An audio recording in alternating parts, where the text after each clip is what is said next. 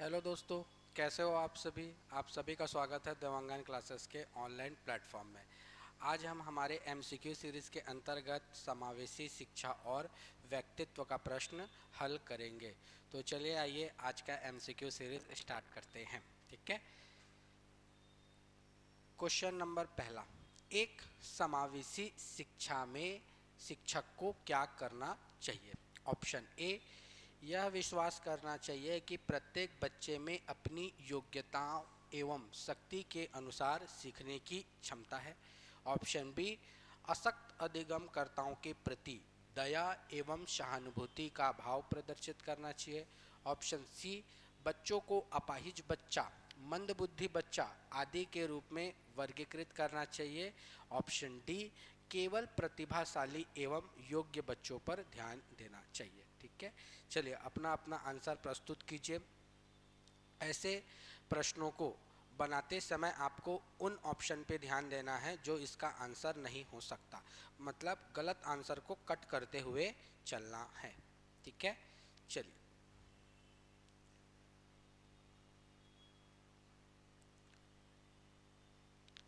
ठीक है। तो चलिए इसका सही आंसर क्या हो जाएगा, ऑप्शन ए। ठीक है। चलिए बाकी ऑप्शन को पढ़ते हैं। सबसे पहले मैं नीचे से चालू करता हूँ। डी ऑप्शन बोलता है केवल प्रतिभाशाली एवं योग्य बच्चों पर ध्यान देना चाहिए। समावेशी शिक्षा में केवल और पृथक्करण वाला कोई भी शब्द मान्य नहीं होता। तो केवल आपको प्रतिभाशाली बच्चों पर ध्यान नहीं देना है, सभी पर क्या देना है, ध्यान देना है। ठीक है। तो ऑप्शन डी गलत हो गया। ऑप्शन सी, बच्चों को अपाहिज बच्चा, मंदबुद्धि बच्चा आदि के रूप में वर्गीकृत करना चाहिए।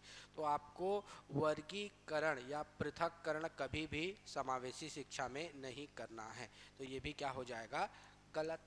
ऑप्शन बी, अशक्त अधिगमकर्ताओं के प्रति दया एवं सहानुभूति का भाव प्रदर्शित करना चाहिए। यह हो सकता है, लेकिन उससे अच्छा आंसर क्या है आपका, ए। यह विश्वास करना चाहिए कि प्रत्येक बच्चे में अपनी योग्यता एवं शक्ति के अनुसार सीखने की क्षमता है। तो हमारा ए और बी में ज़्यादा अच्छा आंसर कौन सा होगा, ए। ठीक है। इसीलिए हमारा पहले का आंसर क्या हो जाएगा, ए। इसीलिए मैं बोला हूँ ऐसे प्रश्नों को हल करते समय आप सभी आंसर को एक एक बार पढ़ लेंगे, सभी ऑप्शन को, और उसके बाद ही अपना उत्तर प्रस्तुत करेंगे। ठीक है। चलिए अगले प्रश्न की ओर बढ़ते हैं।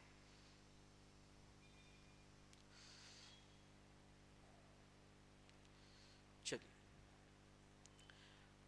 अगला प्रश्न है, निम्न में से क्या समावेशी कक्षा में शिक्षक की भूमिका नहीं है। ऑप्शन ए, शिक्षक को निःशक्त बच्चों पर ध्यान नहीं देना चाहिए। ऑप्शन बी, बच्चों की आवश्यकता के अनुरूप बैठने की पर्याप्त व्यवस्था करनी चाहिए। ऑप्शन सी, शिक्षक को सीखने में अक्षम को अतिरिक्त समय देना चाहिए। ऑप्शन डी, शिक्षक को बच्चों को प्रोत्साहित करना चाहिए। ठीक है। प्रश्न पढ़ लेना, क्या समावेशी कक्षा में शिक्षक की भूमिका नहीं है, ये पूछना चाह रहा है। तो चलिए अपना अपना आंसर प्रस्तुत कीजिए।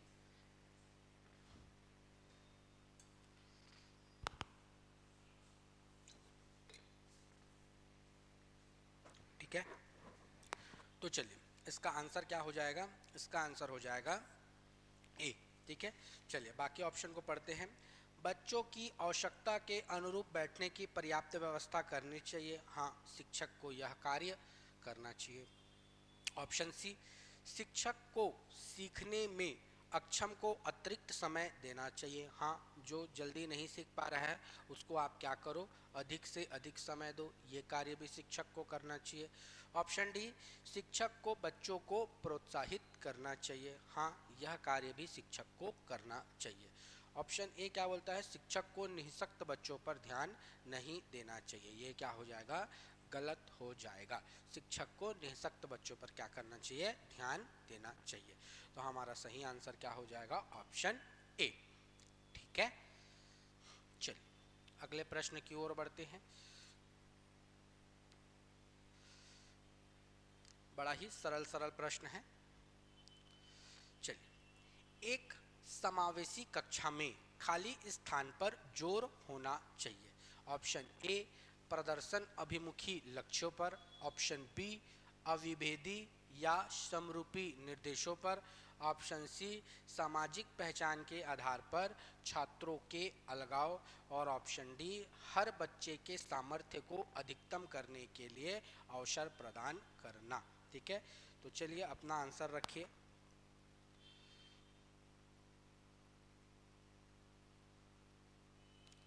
ठीक है, इसका सही आंसर हो जाएगा क्या, डी। ऑप्शन ए प्रदर्शन अभिमुखी लक्ष्य, ये क्या हो जाएगा, गलत। ऑप्शन बी अविभेदित या समरूपी निर्देश, कहने का मतलब समावेशी कक्षा में सभी को समान निर्देश आपको नहीं देना है। निर्देश क्या होना चाहिए, अलग अलग प्रकार का होना चाहिए। सी सामाजिक पहचान के आधार पर छात्रों का अलगाव, तो कभी भी छात्रों को अलग अलग आपको नहीं करना है, मतलब सही आंसर क्या हो जाएगा, डी हर बच्चे के सामर्थ्य को अधिकतम करने के लिए अवसर प्रदान करना। ठीक है, चलिए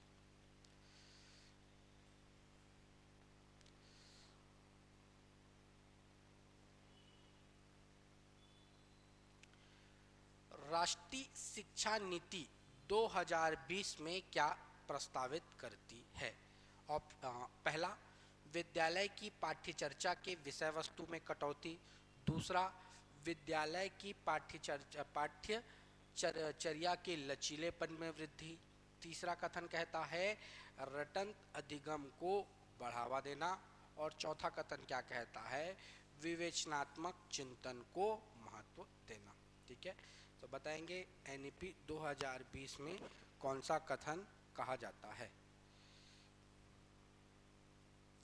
ठीक है, तो इसका हम स्टेटमेंट को पढ़ते चलते हैं। विद्यालय की पाठ्यचर्या के विषय वस्तु में आपको क्या करना है, कटौती, यह कथन सही है। विद्यालय की पाठ्यचर्या के लचीलेपन में वृद्धि। ठीक है, जब भी लचीलापन आएगा इस शब्द को आपको क्या करना है, मान्य। इसी का विपरीत क्या होता है, कठोर। तो जब भी आपको कठोर वाला शब्द आएगा ना, उस शब्द को आपको क्या करना है, अमान्य। लचीलापन वाले शब्द को आपको क्या करना है, मान्य करना है। तीसरा बोलता है रटंत, तो रटंत जब भी आएगा आपको उसको क्या करना है, काट देना है। और चौथा बोलता है विवेचनात्मक चिंतन को क्या देना, महत्व देना। तो ये भी सही है।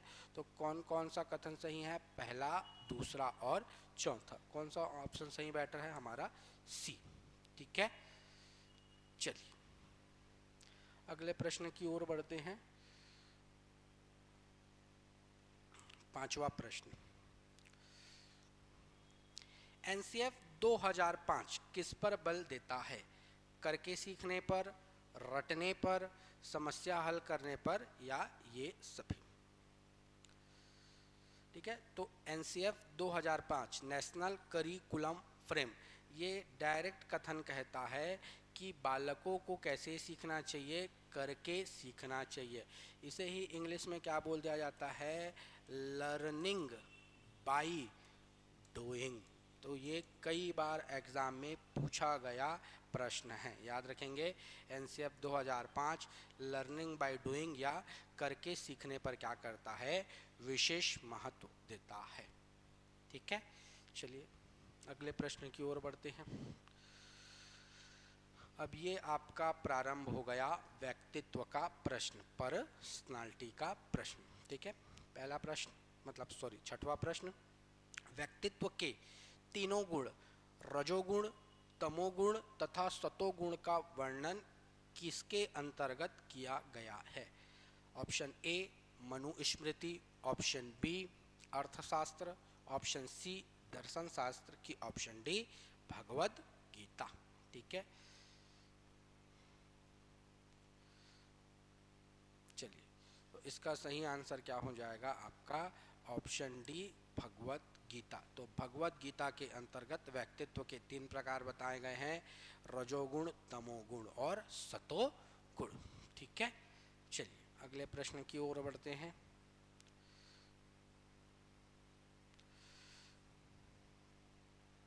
ये स्टेटमेंट वाला प्रश्न है, इसको अगर आप पढ़े रहोगे तभी बना पाओगे। थोड़ा इसको ऐसा कर लेते हैं ना। चलिए, व्यक्तित्व जन्मजात एवं अर्जित प्रवृत्तियों का योग है, यह कथन किस वैज्ञानिक का है? वैलेंटाइन, मन की, एडलर की वुडवर्थ की? ठीक है, तो व्यक्तित्व जन्मजात एवं अर्जित प्रवृत्तियों का योग है, यह कथन कौन से वैज्ञानिक का है? वैलेंटाइन का है। ठीक है, चलिए अगले प्रश्न की ओर बढ़ते हैं।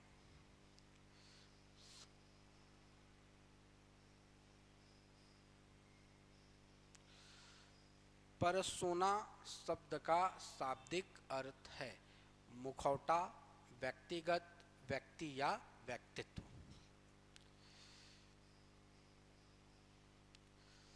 ठीक है, चलिए इसका सही आंसर क्या आ जाएगा? ए, मुखौटा। व्यक्तित्व, व्यक्तित्व को ही अंग्रेजी में क्या बोला जाता है? पर्सनालिटी।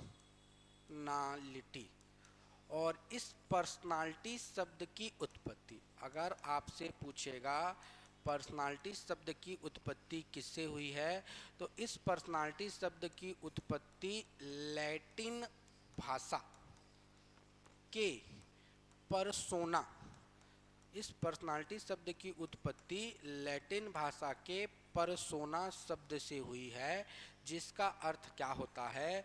जिसका अर्थ होता है मुखौटा, या क्या बोल सकते हो आप? नकली चेहरा। ठीक है, तो याद रखेंगे, ये भी पूछ देता है पर्सनालिटी शब्द की उत्पत्ति किस भाषा से हुई है, तो पर्सनालिटी शब्द की उत्पत्ति लैटिन भाषा के परसोना शब्द से हुई है, जिसका अर्थ होता है क्या? नकली चेहरा या मुखौटा। ठीक है, तो परसोना का शाब्दिक अर्थ क्या है हमारा? मुखौटा। ओके, क्लियर हुआ? आगे बढ़ें, चलिए अगले प्रश्न की ओर बढ़ते हैं। यदि किसी व्यक्ति की शारीरिक संरचना दुबला पतला, लंबा कद एवं कमजोर मांसपेशियों से युक्त है, तो इसे किस तरह के व्यक्तित्व प्रकार में रखा जाएगा? पिकनिक प्रकार, एस्थेनिक प्रकार की एथलेटिक प्रकार की उपर्युक्त में से कोई नहीं? बताइए।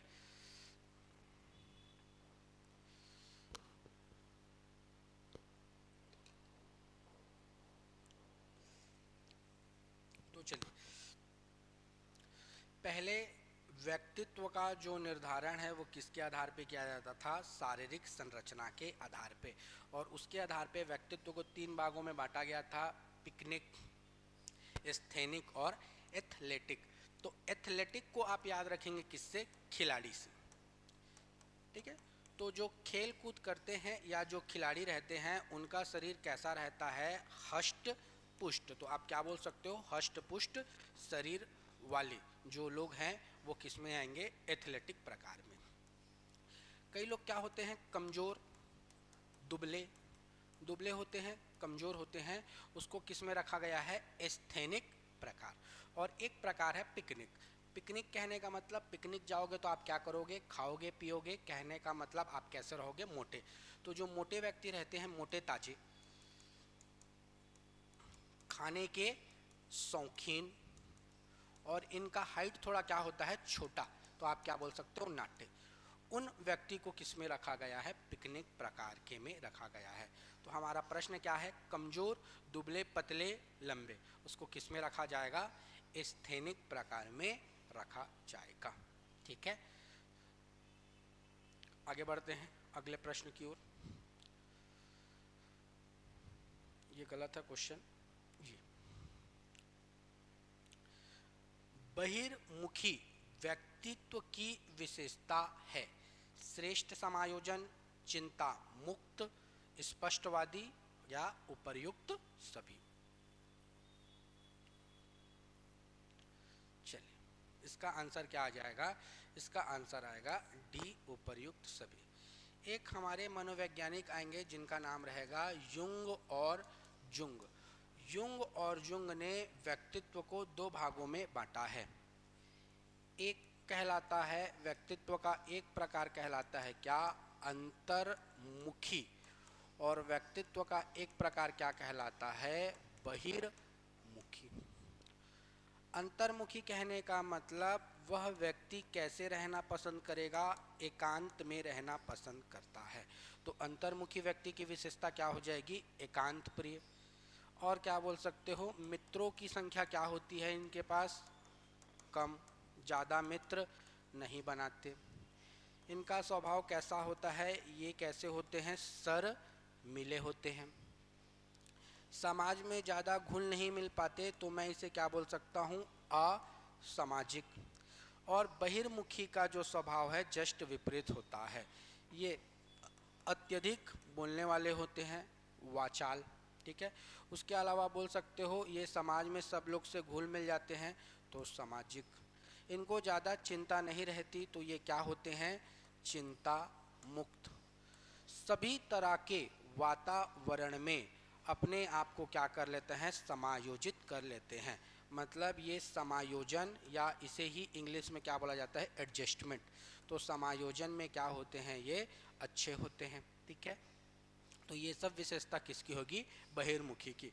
तो क्या बोला है, बहिर्मुखी व्यक्तित्व की विशेषता, श्रेष्ठ समायोजन, हाँ, सभी तरह के वातावरण में अपने आप को ढाल लेते हैं। स्पष्टवादी, हाँ, जो भी कहते हैं स्पष्ट कहते हैं। चिंता मुक्त, इन्हें किसी भी प्रकार की चिंता नहीं होती। मतलब इसका आंसर क्या आ जाएगा, डी, उपर्युक्त सभी। ओके, अगले प्रश्न की ओर बढ़ते हैं। प्रासंगिक अंतर्बोध परीक्षण के अंतर्गत कुल कार्डों की संख्या। व्यक्तित्व के परीक्षण का एक प्रकार है, तो इसमें कुल कितने प्रकार के कार्ड होते हैं, यही पूछा जा रहा है। ठीक है, 30, 30 प्लस 1 31, 10 की 13। ठीक है,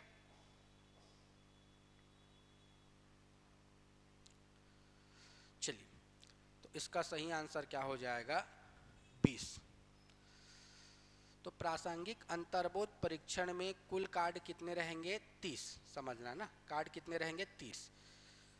10 कार्ड, 10 कार्ड में आपको चित्र दिखाया जाएगा, किसका, पुरुषों का। 10 कार्ड में किसका चित्र दिखाया जाएगा, पुरुषों का। अगले 10 कार्ड में आपको किसका चित्र दिखाया जाएगा, महिलाओं का। और फिर से अगले 10 कार्ड में आपको किसका चित्र दिखाया जाएगा, पुरुष और महिलाओं का मिश्रण। ठीक है, तो 30 कार्ड हो गए। और एक कार्ड आपको कैसा दिया जाएगा, खाली दिया जाएगा। और उसी खाली कार्ड में आपको क्या लिखना होगा, कहानी लिखना होगा इन चित्रों के आधार पे, और उससे ही आपके व्यक्तित्व का क्या होगा, निर्धारण होगा।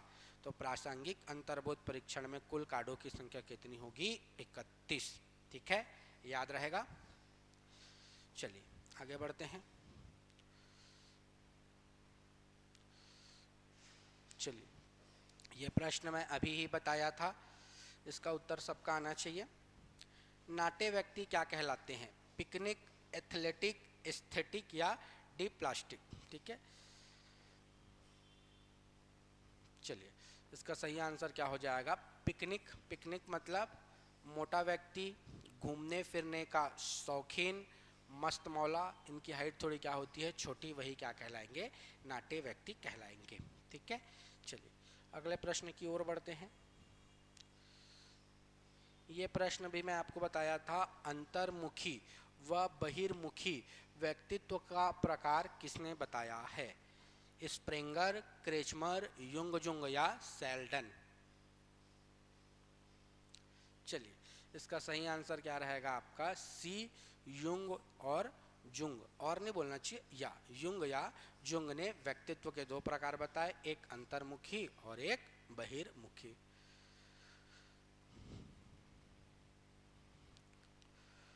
प्रश्नोत्तरी विधि के जनक किसे माना जाता है, मॉन्टेसरी, कॉल्डवेल, कुक, फ्रोबेल की सुकरात।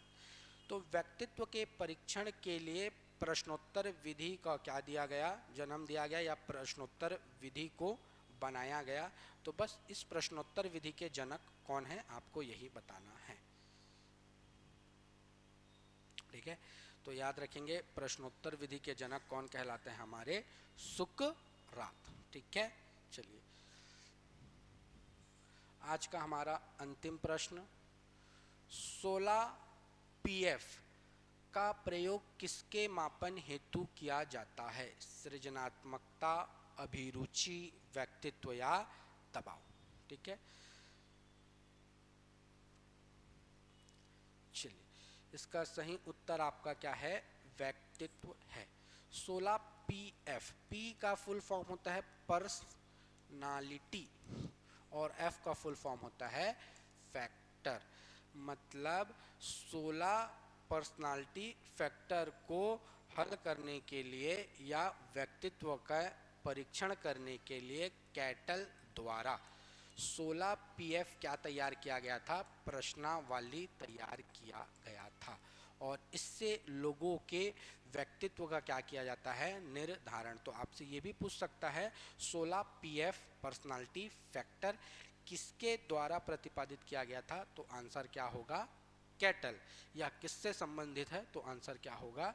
व्यक्तित्व से संबंधित है। तो आज का एमसीक्यू सीरीज हम यहीं पे समाप्त करते हैं। अगर आपको हमारा वीडियो अच्छा लगे तो वीडियो को लाइक एंड शेयर जरूर कीजिए, ताकि हम आपके लिए आगे इसी प्रकार का वीडियो लाते रहें। तो आज के वीडियो में इतना ही। ठीक है, थैंक यू। मिलते हैं अगले लेक्चर में।